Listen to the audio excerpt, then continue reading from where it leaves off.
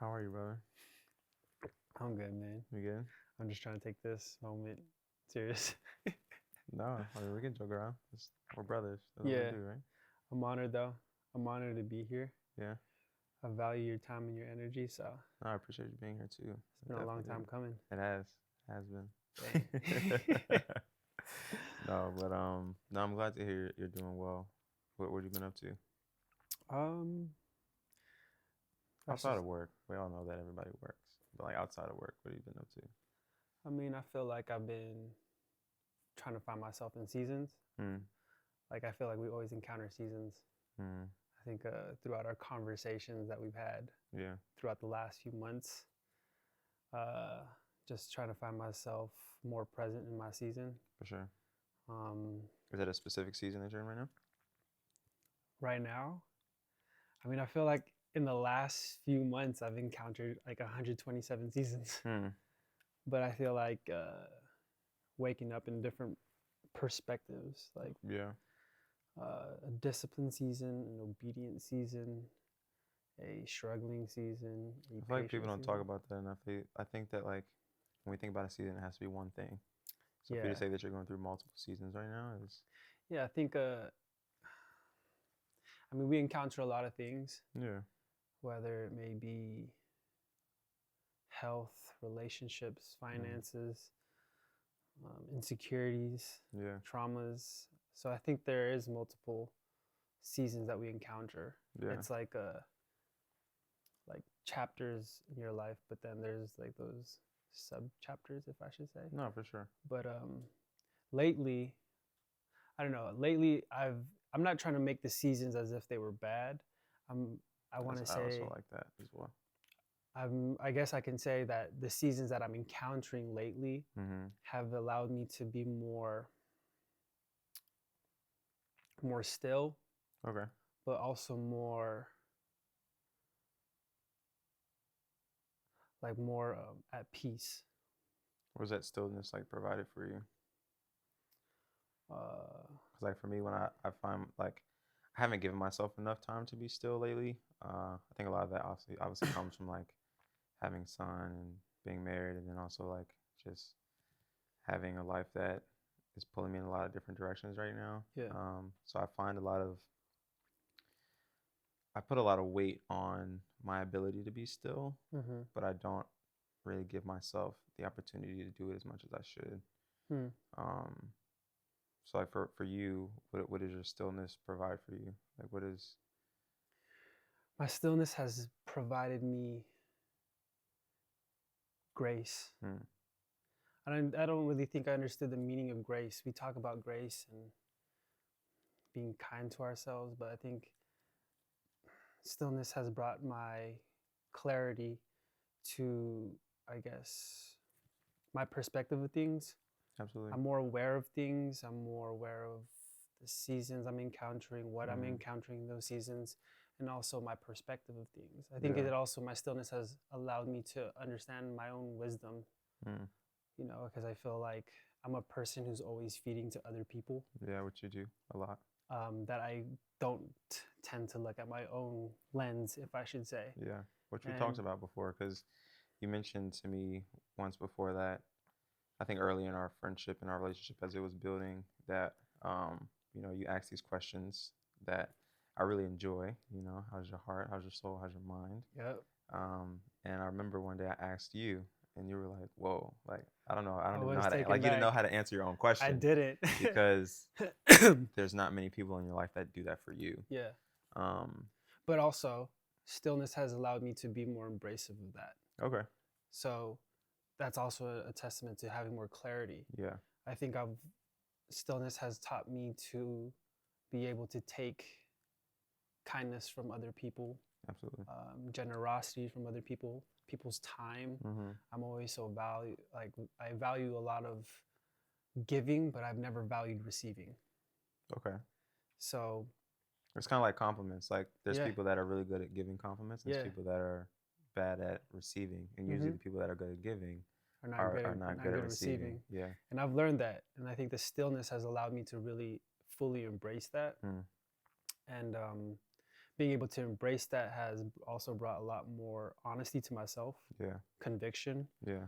Um, What does your stillness look like for you? Like, is it sitting in a room, like in your bedroom or whatever, quiet? Is it sitting in your car? Is it like while you're on your way somewhere? Is it, uh, you know, like what does your stillness look like for I you? feel like my stillness, not to be so intellectual, Is it in the but shower? You know what I'm saying? Like this. my stillness is an avenue all my five senses, Okay. or all my senses, if I Yeah. should say. Sometimes it could just be able to just people watch, Mm-hmm. or just being in whatever scene I am in, whether Yeah. it's a coffee shop or at a park. Mm-hmm. It's also in silence. Um, but my stillness is in different. It comes in different perspectives. In but different forms at different times. yeah, Yeah. definitely. But yeah. So is there anything I want to talk? I'm gonna ask you. Go ahead. I'm gonna ask you what you always ask everybody else. Oh man, I How should ask you first. you should have, but you'll miss your opportunity. But you know what? This is your thing. You know what I mean? You know. No. This is our thing. We're gonna That's this is facts. about us. That's facts. So how is your heart? How is your soul? And how is your mind? So when I normally ask that question, Yes. I let each one, I let the response um, unfold from what it is. Mhm. So I guess I'll start with my heart. Yeah.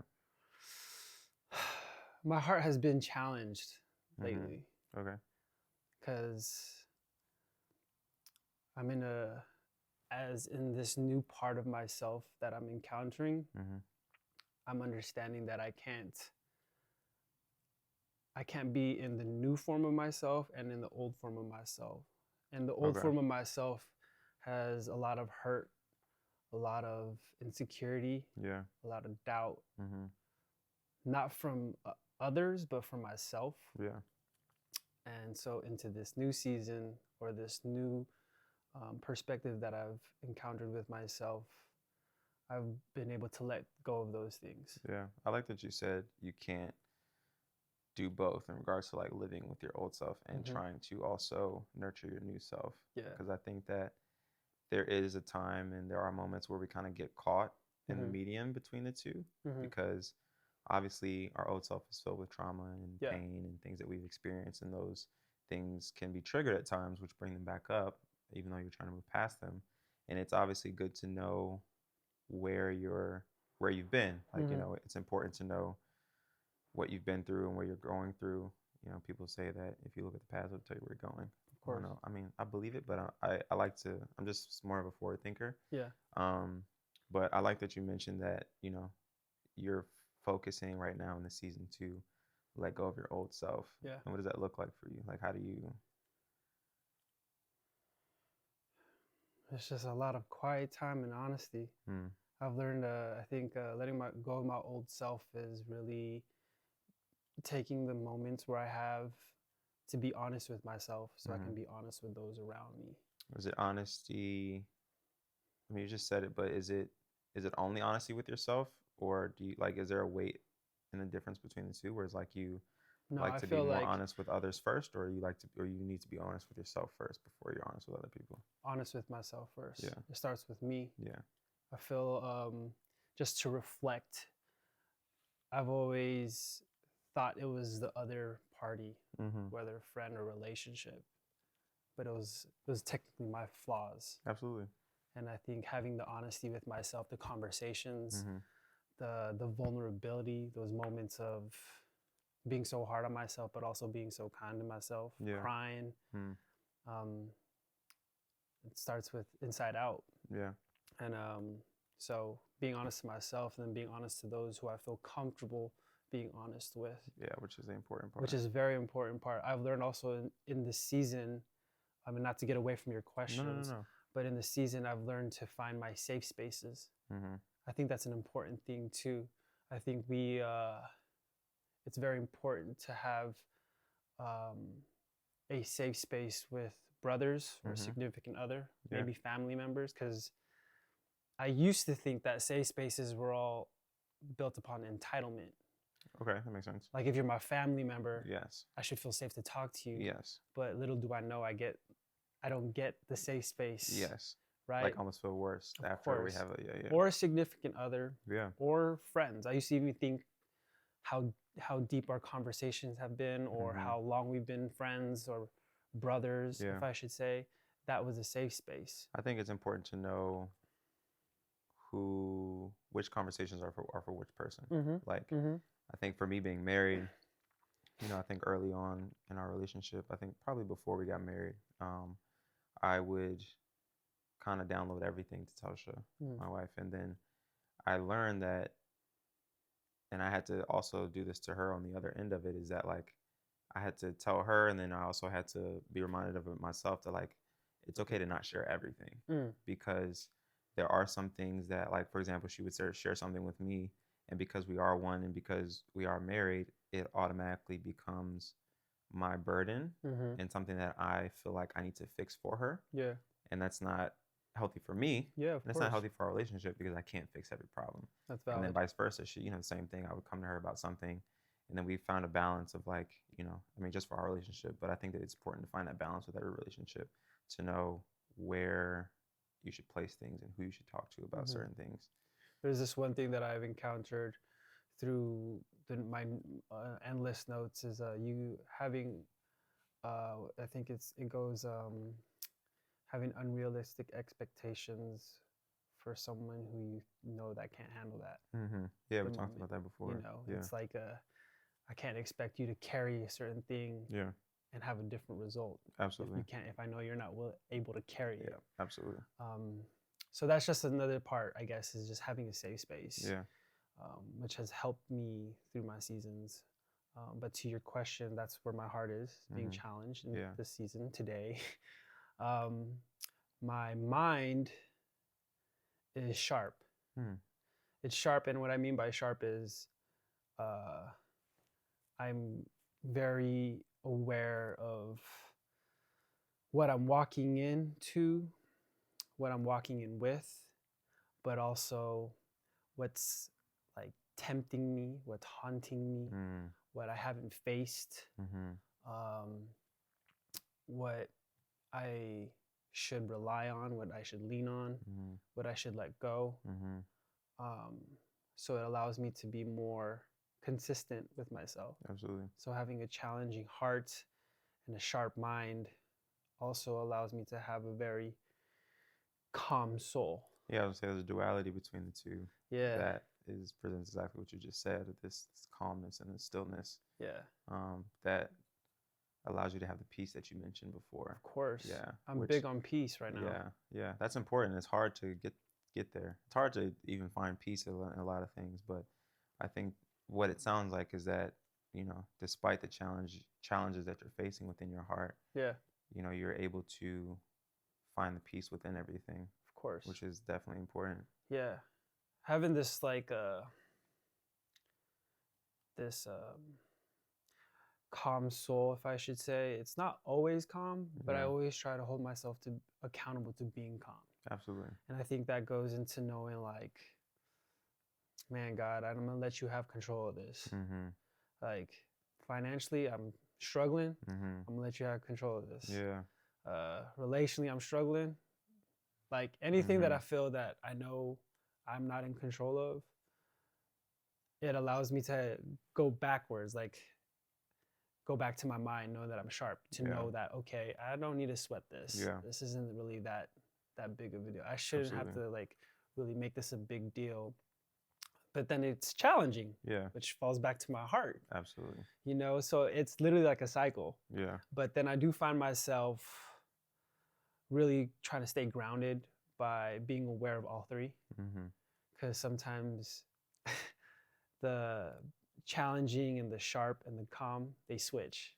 Yeah, and I was going to ask you about that. Yeah. Sometimes like either my heart or my mind may feel one of those three, or sometimes it may feel something else. But I do try to hold myself accountable to being more on a consistent basis with all three. Yeah. But to your questions, that's how I feel right now. And it's been very interesting the last few months just through everything that I've encountering, like I said, walking out of old ways and an old feeling, an old person, if I should say, old habits into this new person that I'm trying to create myself to be. Yeah.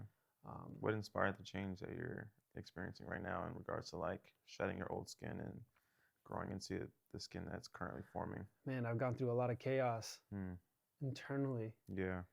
Dang, you're about to make me cry. I've gone through a lot of chaos. And I think a lot of people go through chaoses, or just storms, but it's one of those moments, if you fold or you just get up and fight back. Yeah. The last few years have been a very challenging, I guess, just for my own self. And I think we've had this conversation. I'm still on an ongoing season of like dealing with those uncomfortabilities. Absolutely. You know, forgiveness, kindness, finding joy. Yeah, that's a big one. I struggle with that right now, Man, actually. and I think there's this thing that I've learned to digest. People don't know how much chaos I've been through to be this calm. And I think that's just one thing I've realized in the last few years. Maybe also my whole upbringing. I've gone through so much that I haven't held myself accountable fully. Yeah. You know, that's huge. And I think having a lot of self-accountability unfolds a stream of emotions. Absolutely. And a stream of thoughts, and you just try to gather those thoughts. There's the good ones and the bad ones. And in the last few years, I've dealt a lot with a lot of mental health, depression, man, suicidal thoughts, if we want to get raw and dirty about it. No, it's real. And so all of that, when I reflect on it, I find myself in a moment of just being in awe, because I feel like, in what way? Knowing that I'm loved, valued, but also with the components that have been added onto my life that I have seen or have yet to see. Yeah. Which is company like you, you know, the additional company that I have now in my life. Yeah. So I think that's allowed me to really fully embrace everything that I'm encountering, even from my past, everybody's past. Absolutely. And I think one thing that I've taken away from you is being a vessel. So I think being able to reflect on what I've encountered allows me to be who I'm supposed to be. Absolutely. You know, I feel like I'm more called on to, we talked about this like very strongly, about being intentional. Yeah. And being intentional, I guess for me, is more so on, I'm big on purpose. Absolutely. Like, what are you adding to my purpose? Or what am I adding to myself on my purpose? Like, so I'm more on, that's has helped through everything that I guess I've gone through. Yeah. You know? I've gone through a lot of things, a lot of things.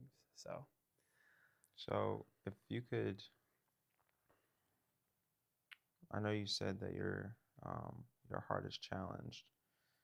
If there's one thing, or a few things, however much you desire to share, but within those challenges, is there anything that you're currently battling? Like, is there anything that's you're currently in battle or in war with right now that may weigh heavier on you than the other ones? Or because, as you mentioned, there's, you're in a multitude of seasons right now, and sometimes, well, not even sometimes, I don't think that there's ever a time where the storm is perfect, where all your seasons are kind of at the same level. So I would love to go deeper and talk with, about what's really been going on with your heart and where you are right now. Bear with me with the silence. Yeah, no, it's not. That's worries. A lot to to unfold. Yeah, and if you want me to start, I'm comfortable sharing also. Of course. I guess we can kind of. I'll let you follow through with that question of yours. I'll give you some time to think about it, and then I'll talk Yeah. about what's going on with me. Yeah. So for me, my heart right now and something that I'm battling with is, I think, similar to what you mentioned, which is a lot. I think I've been battling for a long time uh, as a new father. I'll still say a new husband. I mean, my wife and I have been married almost 3 years, but it's a lot of responsibility and a lot of weight that Mm-hmm. I don't know if I was as prepared for as I thought. It's funny because the older men in my life, my dad, my best friend Aaron, his dad, Telsha's dad, men that are married, I feel like they ask a very specific question when you go into marriage, and it's, are you ready? And for me, I ecstatically and excitingly said, yeah, yeah, I'm ready. And, or it was, jokingly, I would be like, I mean, I ain't got no other option but to be ready, Yeah. which was real. But as I've journeyed through that, I've recognized the the true weight that it comes with.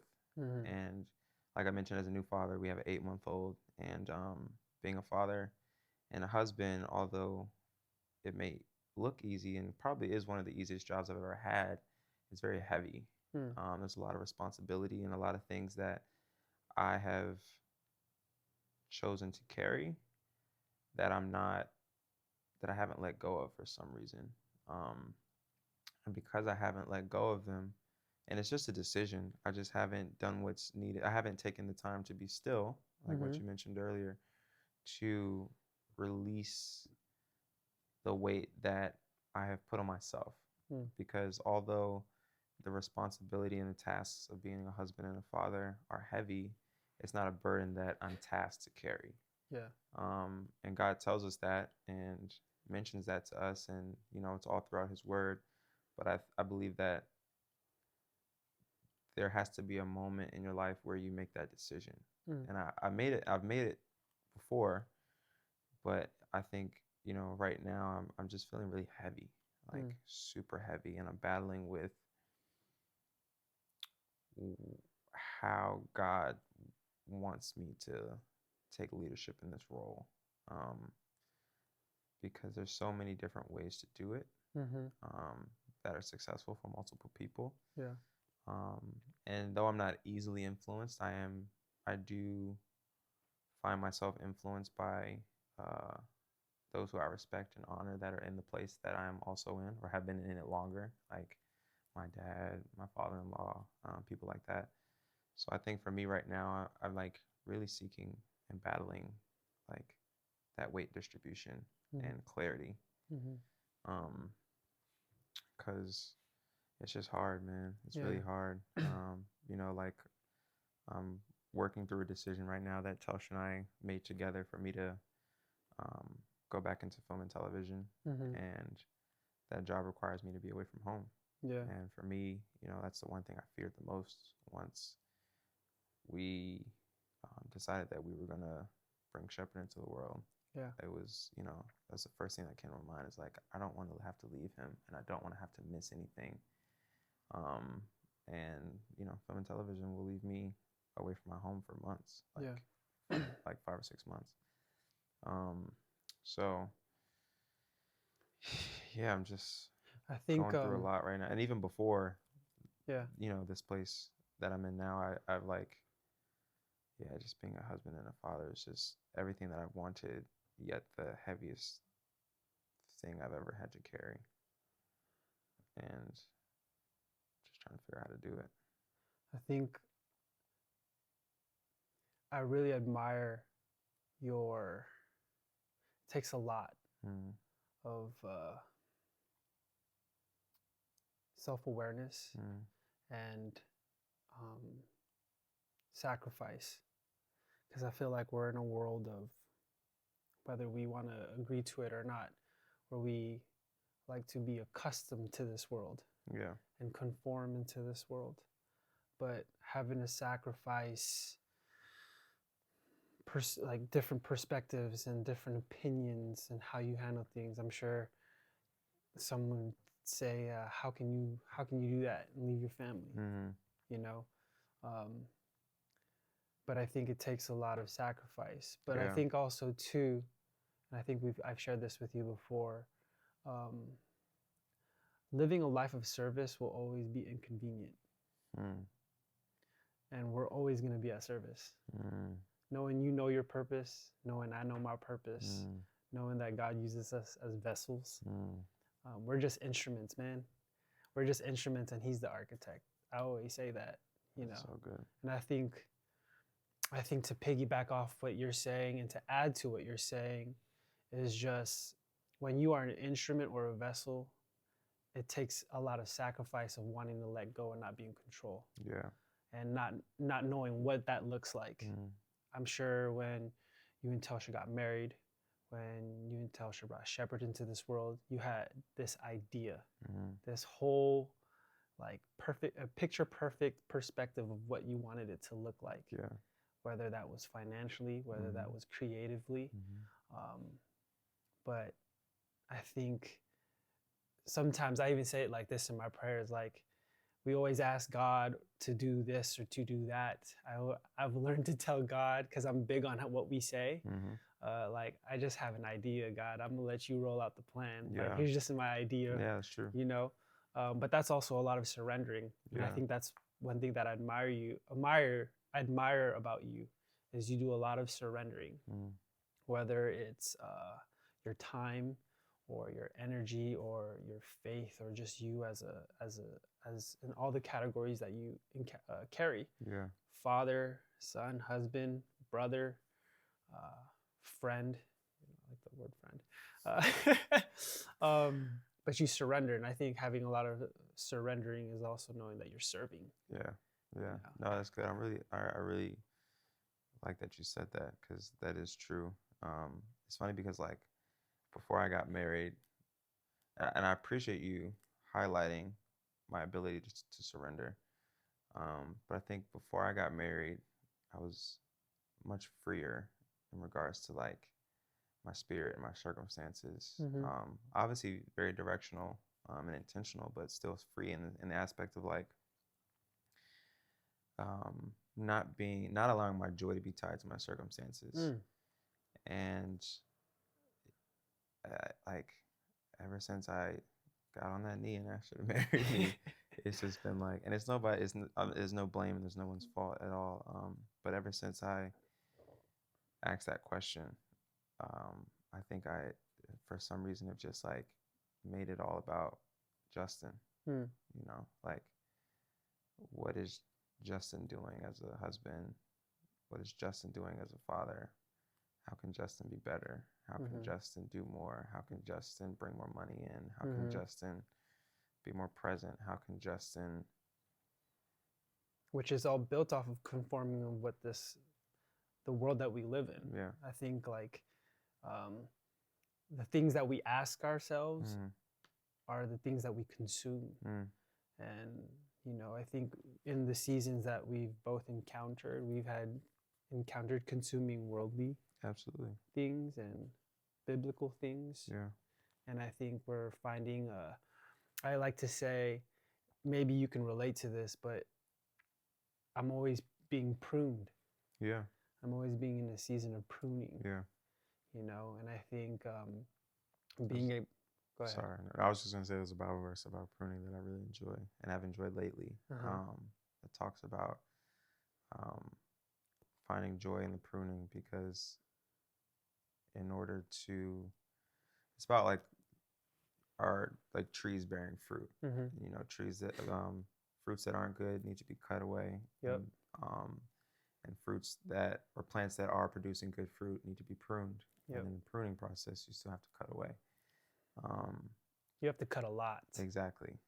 And yeah, I think that maybe this next season that I go into for doing the television series and unfortunately being away from my family more than I would like, I think that it may provide an opportunity for me in the pruning aspects to be more still and to be more in a space of surrender, but I have to intentionally move in that direction, or else it'll just weigh even heavier on me. Of course. You know. But if you're ready, if I'm ready, I want to. Talking about my challenges, yeah. Yeah. What are you battling right now? Consistency, man. I guess I'll just fire away. I battle. I think I battle confidence. I battle security. I think where I'm most conquering is where I'm most being put to a test. Sounds right. You know, it's the things that I'm starting to gain more awareness of that I'm feeling more challenged, if that makes sense. Yeah. Being in front of a camera.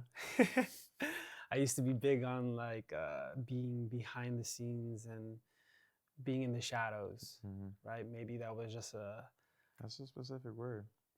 You know, I mean, and when I reflect back on like my childhood, even till now, I always had this insecurity of myself and not accepting of myself. I dealt with that too. I still do sometimes, actually. Because I feel I was never good enough. Same. And that was always being dictated by a parent, a friend, a significant other, which would correlate to myself. So I'd be the last one to tell myself how I see myself. Yeah, literally. And then I would totally neglect what God would tell me, how He sees me. And I think that's like that has created a lot of insecurity for myself. And in the insecurity would be just making me pour into people but I would confuse pouring into people. That makes I would sense. confuse pouring into people because it would keep you in the shadow. It keep me in the shadow. There's so you not an opportunity for a light to be shown on on what's going on with you. So you beat people to the punch. Exactly. But through encountering that, God, I guess I would say God had brought into my attention that, look, you're starting to pour out of an empty cup. You're also not being honest to yourself, so you're not being honest to those around you. Yeah. And that's not okay. Yeah. I've called you to be this person that you have yet to realize who you are. Yeah. And that's why I would always ask, how's your mind, how's your heart, how's your soul? I would always say a prayer and always have this energy that was pretty much running on low battery, nothing in the cup, and I would just pour. But then when I would probably be in my own time by myself, I'd feel so drained and so unfulfilled and so unhappy, and then all the shadow of all the doubt, the worry, the insecurity would just overcome me. Yeah. Because I'd feel empty. Yeah. But being able to walk into this new part of myself with confidence, I used to just have a lack of confidence. I mean, people may perceive me to feel like I'm confident, but that was just a mask. Yeah. Because there wasn't enough vulnerability with myself to be able to see who I truly was. Yeah. But having this confidence and being in this breakthrough that I'm still encountering, because I'm still understanding the responsibility of what I'm encountering. Yeah.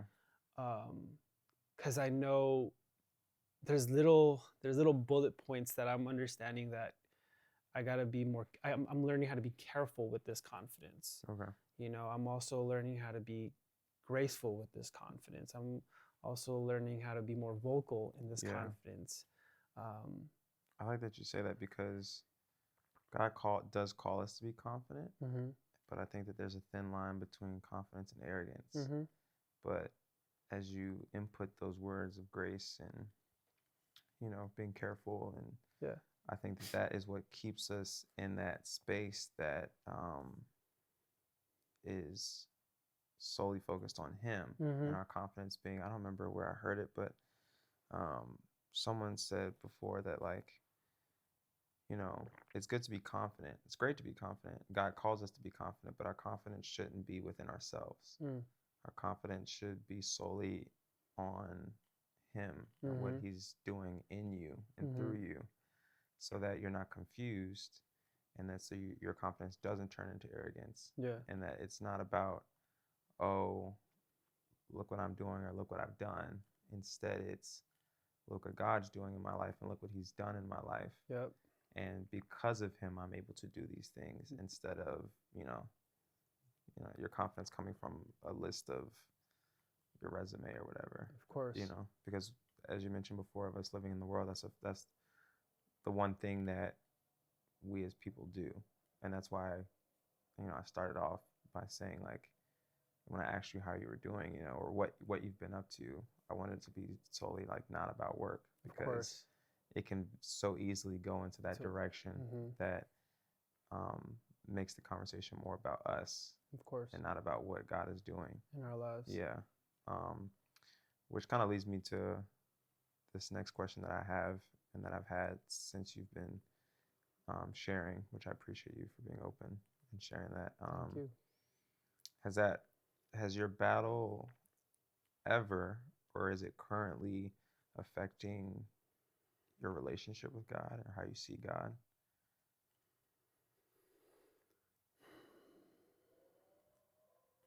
I don't think it's how I see God. It's probably it's how often am I seeing God, or how consistent am I seeing God? Okay. Because sometimes I just see things through just my own perspective. Right. Sometimes I just, not knowing, I just block out even thinking about God.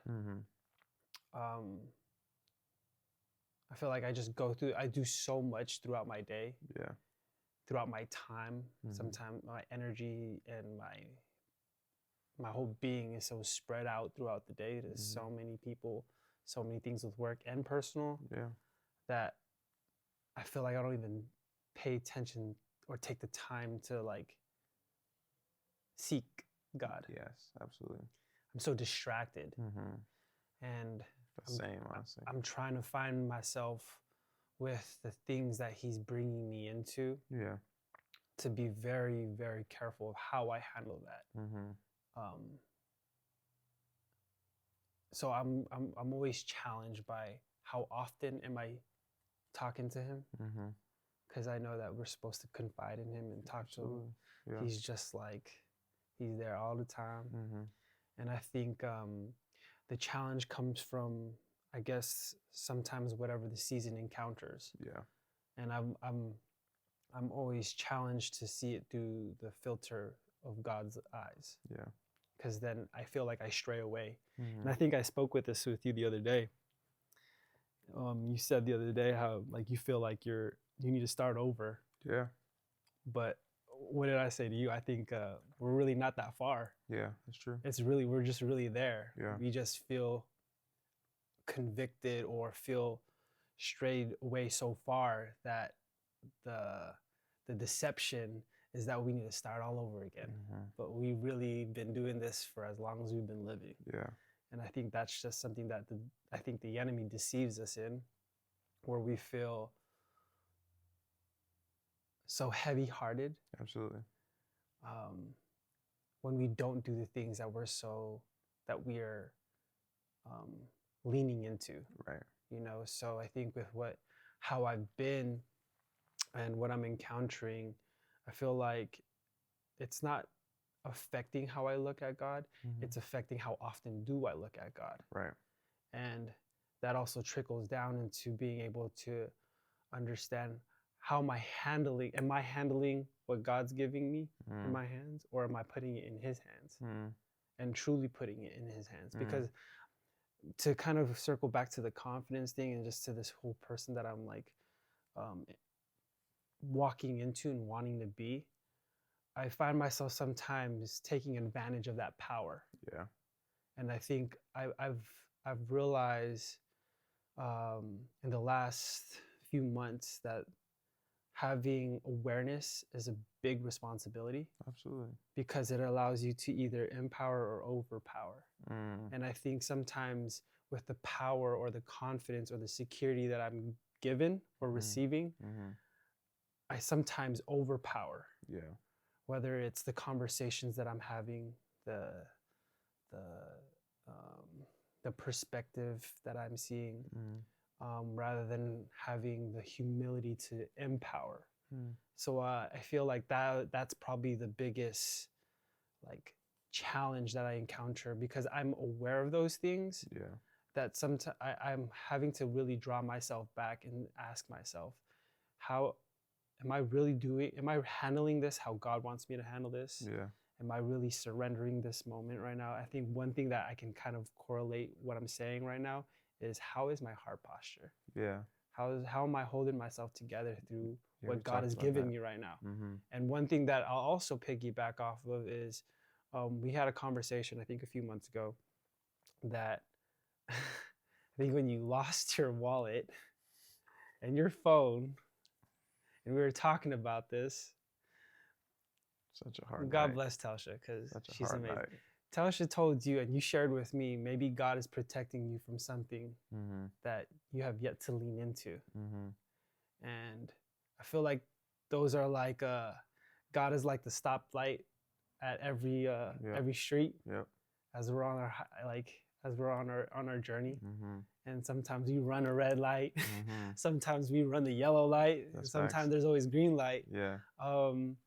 So I feel like that has been a part of this journey that I've been on, that I'm understanding that I gotta follow the signals, Yeah. as much as I want to. I love that you said that maybe God is the red light, because I think that what we are so accustomed to naturally thinking or feeling is that he's the green light, and that whenever it turns red, it's an attack from the enemy, or it's which is why we end up running red lights and things like that. Obviously, this is all figurative, but I love that you said that, because I think that that's so true. That obviously sometimes God may be governing the green lights, but I think it's more so not him being the green light, but more so whether when the light is green, that's him releasing you and giving you the opportunity to move forward. And when it turns red, it's like, hold up a second, we just have some work to do real quick before you go into the We got next. people crossing, we got some construction happening. Yes. You know what I mean? There might be some sirens driving on by. Yeah, definitely that. Nah, that's so good. It's I definitely love that. Yeah, I think that I like that you brought up Telsha, because she's definitely somebody that helps me with my heart posture. She's very quick to check me and be like, your heart posture doesn't seem right, and I need that, because I think lately my heart posture hasn't been necessarily in a place that is sensitive to God, because I think I have been so focused on what Justin wants, what Justin needs to do, what Justin is supposed to do, and not focused on what it is that God is calling me to do. Because I've been sure, I say this often, like that God calls us to different things in different seasons. And, I've said this before, that I don't hold myself to any one thing that he's called me to.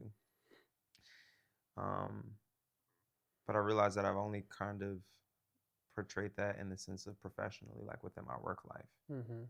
And instead, I think I need to place that same umbrella over my life in its entirety. And knowing that obviously he's like, I'm called to be a father and I'm called to be a husband at all times. But there's different things that he calls me to do that don't always feel right to me. And, there's times in my marriage with that he's called me to not be the provider. Yeah. And it's like, this isn't your time to provide. This is your time to lead. And there's a difference between the two. And I think that was hard for me. And it still is hard for me. Because that's where a lot of my confidence has come from within our marriage, is the ability to provide. Um, and Tasha always told him, she was like, but you are providing. She was like, you know, just because it's not financially, and this doesn't mean that I'm not making any money at all, obviously, but um, she's like, just because it's not how you want it to be financially, that doesn't mean that you're not providing for Shepherd and I. And even though she would say it, I wouldn't receive it. I wouldn't allow it to come into my heart. I would hear it and accept it, but I wouldn't allow it to penetrate my heart because I was so stuck on what I knew I was supposed to do because of, you know, the status quo of a man and a husband, you know, and a father. Exactly. You know, if you're not providing, if you're not constantly providing financially, you know, people may not say this, but like you're less of a man in a sense, you know. Of course. And there's been seasons and moments within our marriage where, you know, it hasn't all come from me, you know, and I'm grateful for that, obviously, but those times where it does come from her, it weighs on me heavily because it makes me think less of myself. Of course. And instead, in those moments, I think God is calling me to, as I just mentioned, to check my heart posture and check in on Him to know what He's calling me to in that season. Yeah. And it's, yeah, man, it's been so tough. Like lately, a lot of things that I've been experiencing and going through that I just haven't had much of an opportunity to speak out on, obviously outside of the conversations that we have with you, myself, and, you know, our other friends or family that we talk to. So. But that's great, though. I think that's what makes you understand who you are. Absolutely. I think we're always constantly trying to understand who ourselves. And I think that's something that I feel like we're aligned in, and that we're trying to ensure into others, is that we always want to be understood. And I feel like anytime the enemy wants to use that against us, of wanting to be understood by whoever we're interacting in or with, he'll use that all the time. Right? And I think I heard that. And I feel like, you know, to your points of like what a man's supposed to be. I mean, I remember growing up, like being a kid, even being a boy, just crying. Oh, look at that cry baby, you know, and that has set a standard to yourself. Like, oh, you shouldn't be crying. And I think that that's something that we, or Telsha, and I guess the people around you hold you accountable to, which vice versa, you've held me accountable to, you and Telsha, is that we're not those things that this society has created for us to really conform to or really go by those specific guidelines is not what defines us. God doesn't tell us, like, although we're, as men, we're supposed to be protectors and providers, right? There's also other elements that I feel like generations of men have not truly encountered. Absolutely. Because they've only focused on protecting and providing. Although those may be strong pillars as men, which I agree on, I think there's other things like vulnerability and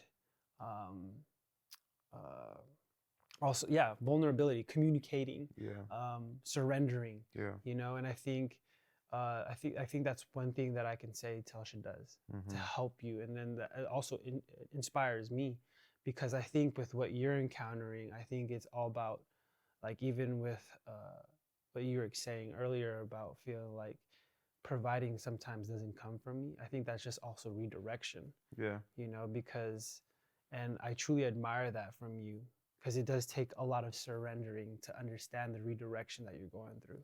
Yeah, I mean, it's a very vulnerable thing. Of course. For me, like I mentioned, because of the ideas that I have about my roles. And not that they're bad ideals, and Not at all. You know, it's definitely designed and structured and supposed to be that way. It's built that way for a reason. Yet at the same time, as we've been mentioning, that there's seasons for different things. You know, there's seasons for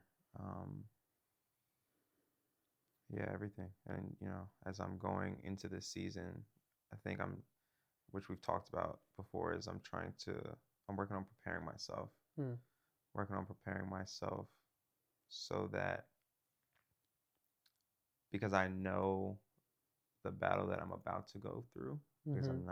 I'm obviously not there yet because I'm still home. Mm-hmm. But because I know the battle that I'm about to experience, it's important that I prepare myself Of course. so that I know, so that I have the tools to give myself a better fighting chance. Mm-hmm. Um, Elaborate. Yeah, I'm asking you the questions this time. Elaborate. I haven't. It's funny because we've had this conversation and we have these conversations ongoingly. I feel like we're always in like just one long conversation. We just So, kind of put it down and pick it back up. always. But yeah, I think that I'm in a season where I've really struggled with trusting Him, trusting God. And this is going to be a really, really big test for me. Um, and it feels familiar Mm-hmm. because, like I mentioned, this is, working in the film industry is something I've done for a very long time. And I've done it since being in a relationship with Telsha. Obviously, we've experienced it together. So it feels familiar. However, it's vastly different now being a father. Um, and up until this point, I have struggled with trusting God with truly trusting God with the desires of my heart. Meaning, you know, things that I want, whether it's certain amount of money in the bank, a new car, whatever. Like a lot of it's material, but there's also things that are a bit deeper, like, better communication in my marriage, Mm-hmm. more consistent peace in my home, um, health and joy in my son. And I think that with me going off to work again, um, I'm right now trying to prepare myself to put myself in a better position to be able to trust him through it and to know that this is something that I'm being called to right now. Mm-hmm. And although it may not be something that I necessarily want to do Yeah. because of the risks that come with it, and meaning, you know, time not spent with my family, I think that I'm in a place where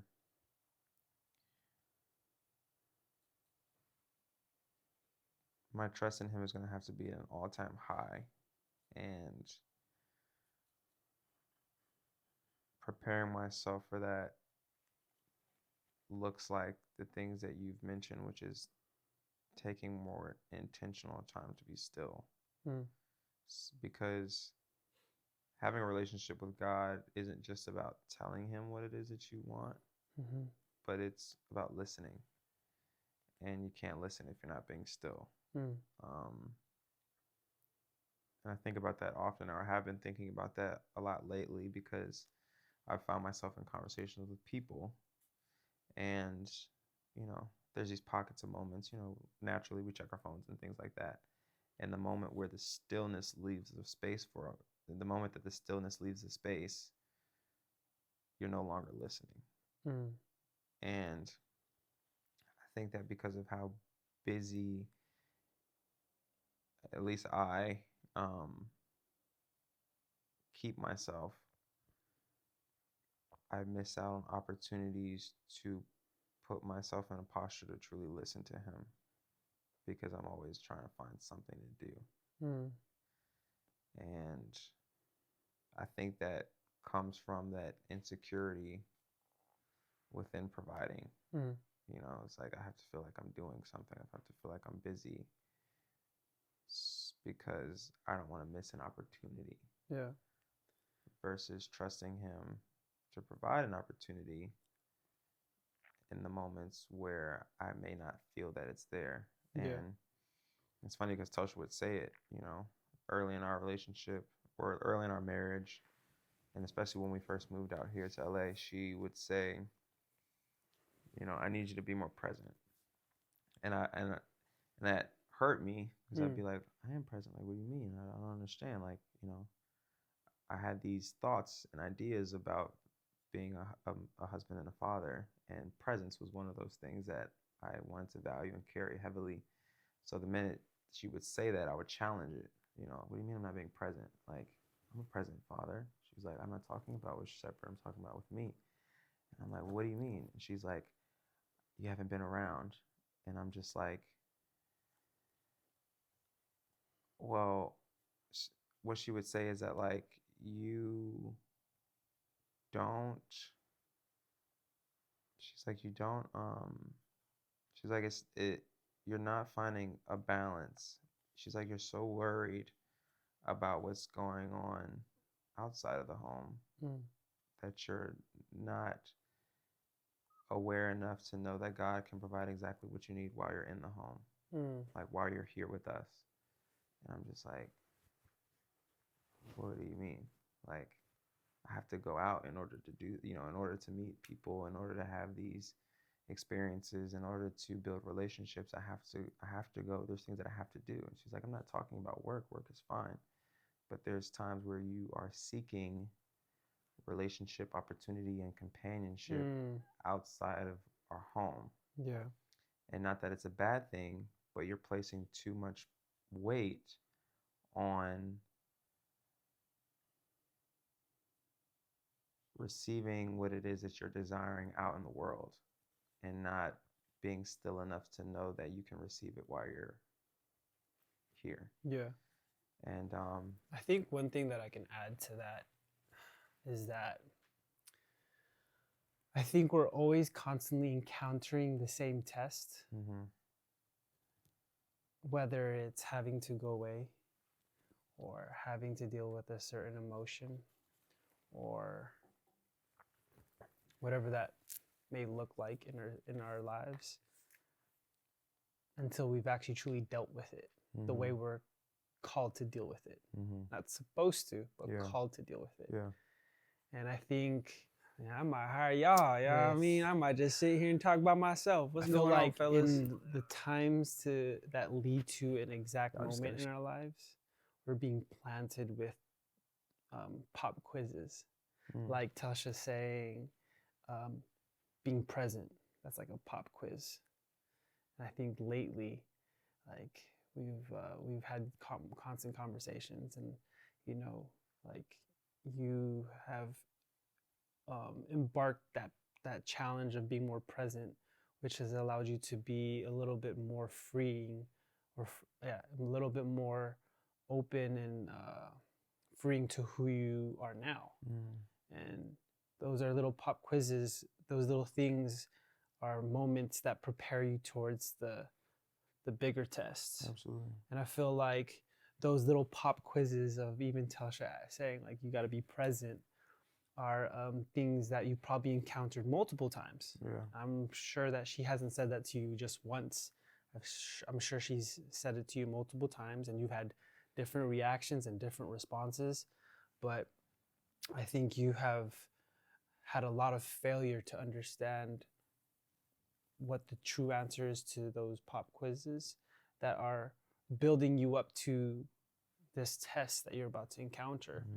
And I think that's one thing that I can add to what you're saying, is because for me personally, I feel like someone asked me like a few months back, do you think like you're encountering the same tests because you haven't really dealt with it, like truly dealt with it the way you're supposed to deal with it? And I had to really sit back and think about that. Yeah. Because it's like, yeah, I've dealt with having certain people in my life, investing into them, and then next you know it, it's a whole new different season, different new people. Right.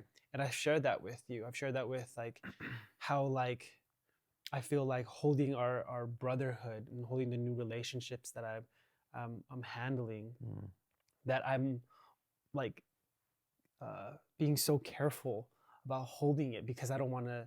I've encountered dropping these relationships or having fallouts, if I Yeah. should say. I hate to say fallouts, but I've also understood that they're not fallouts, because on a tangent, like, I feel like fallouts give you a narrative to look at the person differently, Right. rather than saying, I've just outgrown them, or they were part of a season, season, reason, lifetime.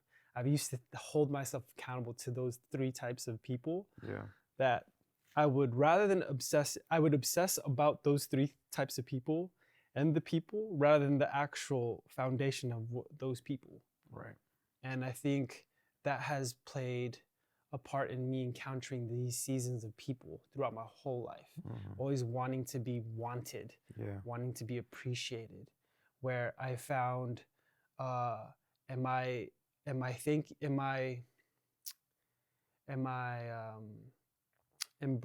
not embracing, but am I giving praise to the blessing, or giving praise to the blesser? Because I feel like in our lives we'll always encounter the same thing over and over. Yeah. And once we conquer it, we'll be haunted by it. Absolutely. Right? And I think that's just something that we both play a testament to. And I think that's something that I can say that you're encountering, whether it's providing, whether it's being present, whether it's your posture. Those are a lot of P's. I knew you were gonna say that. You're pushing P's. I knew you were gonna say that. I was gonna say it, but no, I think it's just definitely, it's a lot of P's. No, it's facts. it's really a lot of P's, because that also deals with patience, peace, prosperity. But people, we can keep going on with the P's. But to be honest, it like, having to face those things, it takes a lot of courage. It takes a lot of components. It takes a lot of pop quizzes. It takes a lot of failing tests and encountering those tests. And I think that's just an ongoing thing that we encounter in life. Yeah. And it really just falls back into a full circle of knowing that we're just vessels on borrowed time. That's it. And just being able to understand who we are and who God's called us to be able to ensure those to others. Yeah. Like, I'm a big person on each one, teach one, man. Serve one, save one. I've heard that from a pastor. That's always stuck with me. That has always stuck with me. Serve one, save one is good. Yeah, and I think like that allows us to do things from a perspective of not our will, but God's will. Absolutely. So that is more fulfilling. Then our cup is full. Yeah. And then we're able to truly be present in the moments of hardships, trials, and struggles, and be able to find joy into those things. Yeah. Like, even joy in this test you're about to encounter. As scary as it may seem, it's like, it goes back to what I said to you before in our conversations about you're not that far. You're still there. That's true. It's just an illusion that everything seems so far, but it's really just right there. You just gotta swap the lens. You're just right there. That's facts. And you've grown a lot of components for yourself, that it's not about what you're walking in for, it's about what you're walking in with. Yeah. And walking into this season, walking into this test, I want to confidently say that you have been fully equipped. Now it's time for you to see what you're equipped with. And I think that's just the beautiful thing. As a father, as a husband, as a creative, just as a vessel, like, you were called to that. I love that you say we're fully equipped, because that is very true, that we have the tools before we enter into a battle. We're given the tools and the weapons to succeed through that. That's just how good God is. Yeah. So as you have encountered and moved past and through battles, because you mentioned, shedding your old skin and coming into your new one, what are some things that helped you do that? Or what are some tools that you've been given from God or from people that God have placed in your life that has helped you to, like, get through to the other side of it? I want to say consistency, In but what way? in just showing up. Mm. I feel like for Showing me, up in your relationship with him. my relationship with him, Mm-hmm. being present with him. I'm Mm-hmm. present with a lot of people, Yeah. but I'm never present with him. Yeah. Or I am, but I'm not fully there. Right. Like earlier, before we started, I was reading my daily bread. Mm-hmm. And sometimes understanding that, am I doing this because of the act of doing it, or am I Right. doing it because I want to completely be present with him? Right. So not confusing myself between Mm-hmm. the two, Yeah. because I feel like if we want to get down to our faith, God and the devil be talking. Absolutely. So there's a lot of illusions and delusions and Mm-hmm. things that we may be deceived on that we think we're really doing, but we're really not. Yeah. So I maybe think I'm being consistent with showing up for him, but I may not be fully there even though I've passed the barrier of, oh, I'm being consistent, but am Right. I being fully present? Yeah, absolutely. So being consistent, and what I mean by that, to uh, taking my time, my quiet time, Mm-hmm. praying, journaling, really having my time for him, because I feel like, if I don't show up every day, if I miss one day, Mm-hmm. or if I'm not fully there one day, I feel like I didn't do nothing. Right. I feel like I've broken the consistency. So then now I'm hard on myself. Right. Then now one day turns into 2 days. Yeah. And then 2 days turns Right. into a week. Yes. Like going to the gym. Yeah. No, that's facts. But I feel like sometimes I just gotta show up. Yeah. I gotta show up even if I'm flawed, even if I'm not loving myself. Mm-hmm. And I think that consistency is also truly understanding that, like, my relationship with him is always approachable. Would you say that consistency is less about frequency and more about intentionality? Mm-hmm. Or do you find that you try and do both? Like, obviously, consistent is, a routine of like, Mm-hmm. like you mentioned every day. But you also mentioned that sometimes within that routine, you can find yourself doing it as an action and not putting your heart behind it. Mm-hmm. So how do you make sure that you're not focused so much on the frequency, but also paying attention to the intentionality behind what you're doing and why you're doing it? Community. That's so good. I need people to hold me accountable. Yeah. And I think that's why I've shared before that I always like had these different people around me. Mm-hmm. But I think, if I may be wrong, those people weren't the people that God knew I couldn't rely on to hold me accountable. Right. Like truly hold me accountable. Yeah. I think with the circle or the people that I'm encountering now, that I'm valuing, that I'm holding myself vulnerable and honest to, is that I'm communicating my expectations of myself. Okay. And I think sharing those things is also with like that transparency is what helps me Right. stay aware in my consistency. Mm-hmm. Yourself, the other individuals in our collective. Mm-hmm. It's big on the community. Right. Because I think people can experience the journey and the destination, but not the company. Absolutely. And I think knowing that where I'm at in my life and what I'm encountering, as much as I'm valuing myself, I'm also valuing who's in my life, whether they're a season, reason, or a lifetime. And I've learned to let go of that. Right. Because that's just a standard, like just showing up and being in the motion, but truly valuing our conversations, even giving you a call and saying like, yeah, man, I need some prayer today. I'm really feeling challenged. Yeah. I'm really feeling heavy-hearted. Yeah. So it's really big upon the people that I'm around. Yeah. And that is what holds me accountable to being able to be what I'm called to be. Absolutely. Yeah. No, I like that. I think that, yeah, I'm in a similar space right now. of trying to figure out what that looks like for me, because it's looked different at different times. Yeah. You know, there's some days where it has, you know, been harder for me to see the other side. Have you communicated that to yourself? Like truly?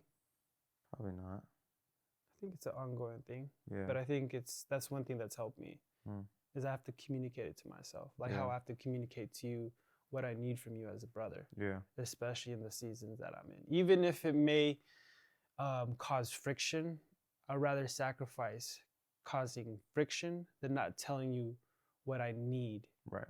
That's true. And communicating that expectation. I think like, you know, being a big person on speaking and communicating and observing and understanding is that being able to share those things, I think for yourself, how do you say it to yourself? How do you, what are you saying to yourself? Yeah. Which also follows through how you would tell Telsha or Right. how you would tell your parents. Yeah. You know, and I think it's really sharing what your expectations are towards yourself. That's true. To those around you. Yeah. So you can truly lay it out on the table and see it, you know? So that's one thing I guess I can encourage is if you're struggling or if you've yet to arrive to that, I think it's really truly like laying it out for yourself. Like, how am I surrender? Yeah. Yeah. Which goes back to one thing that like I said, I admire about you. You know, sometimes it may just pass you, but it's there. So yeah. Oh, that's valid. I appreciate you, brother. Of course. I value you and value your time and your perspective, and I'm very grateful that you're willing to share some things that you have battled with and how you've gotten through those battles and on the other side of it. And I want to encourage you and encourage the both of us that as we continue to experience those battles, because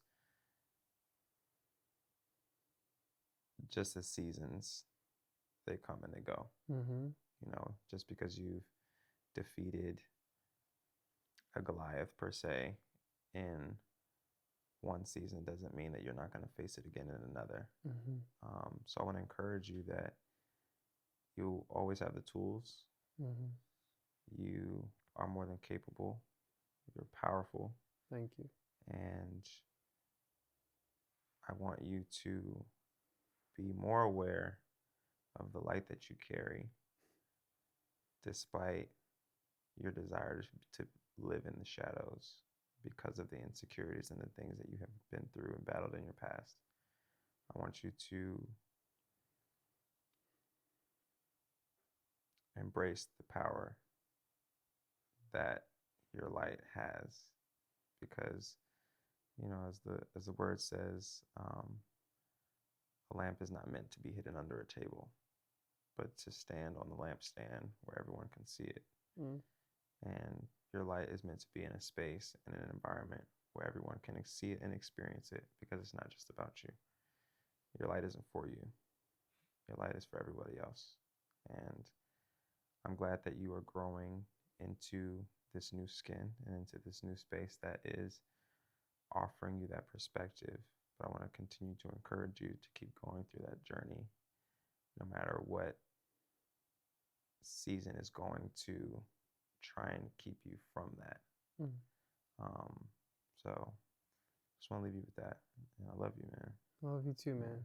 Thank you. Appreciate you. Thank you for your time and energy, man. I'm truly humbled and honored to be a part of your world, a part of your life, part of your family's life.